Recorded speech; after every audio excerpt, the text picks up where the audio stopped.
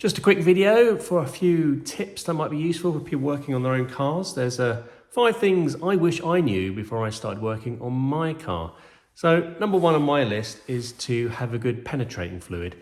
If you work on a lot of older cars, the main problem you'll have, especially in the UK, is rust. So generally, to give yourself a fighting chance of getting stuff off, especially stuff that's probably never been removed from a car, is to have a good penetrating fluid. Now, there's lots of sprays available commercially.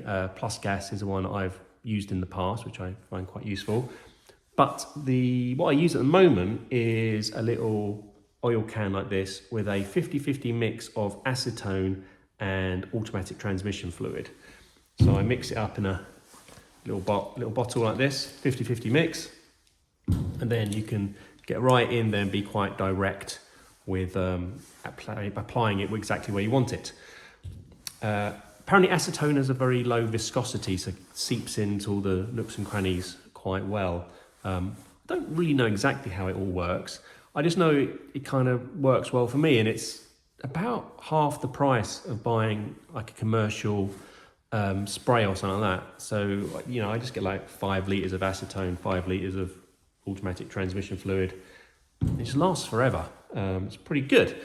A couple of drawbacks to it though. Acetone isn't very good for certain plastics and paint, so you have to be quite careful that you don't get it on like bodywork, and just keep it away from stuff like that and cabling and stuff like that. Acetone will eat certain plastics, and it separates, so you have to shake it every time you use it.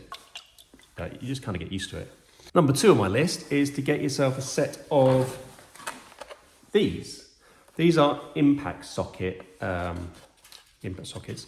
but they have a lovely plastic coating on them. So they're for wheels. If you use these, they won't scratch your alloy wheels when taking off the wheel bolts. Nice. Not expensive, and they come in 3 main sizes. Next thing I wish I'd known before working on my own car is to get a good impact gun. Very, very handy. The reason I bought it initially is because whenever you take your car to the garage to get worked on, typically for tyres, the mechanic will not bother looking up the torque setting for your wheel bolts. He'll just impact the bolts on because it's quick and he's got lots of cars to look at and he's not going to be faffing about. He just impacts them on, which will over tighten the bolt, which means getting it off again when you're in your garage or on your driveway is sometimes an absolute nightmare. I've got a whole video on where I hurt my hand trying to get a bolt off my BMW, my M3.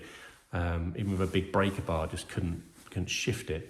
So get something like this. This is pretty overkill. This is like the top of the range Makita one. It's got like 1,000 Newton meters of torque on it. You could probably get one slightly cheaper.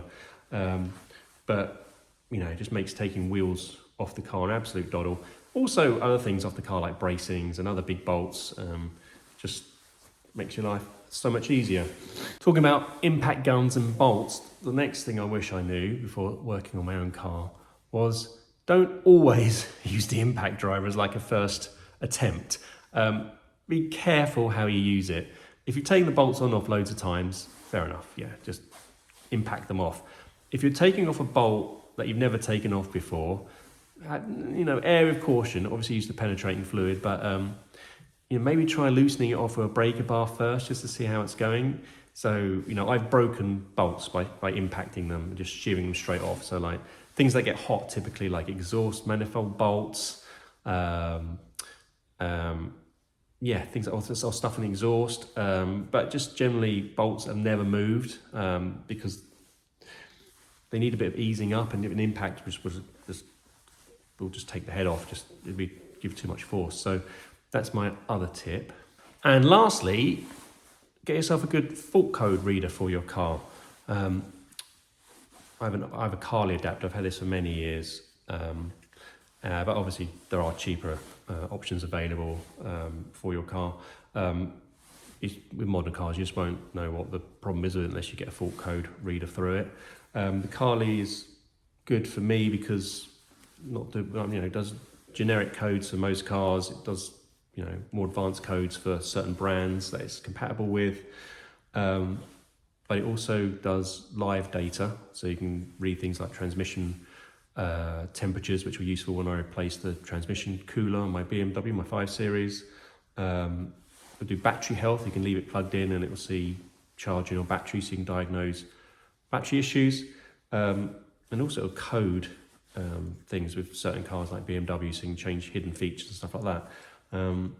Without a code reader, you're kind of a bit stuck really. Kind of obvious, but worth mentioning.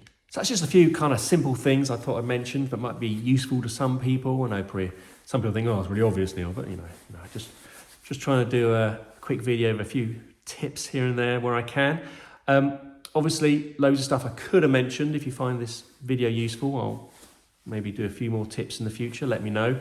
If you've got any top tips you think I should share with you guys, let me know in the comments. I'm all ears to know what you think. Anyway, until next time, thanks for watching.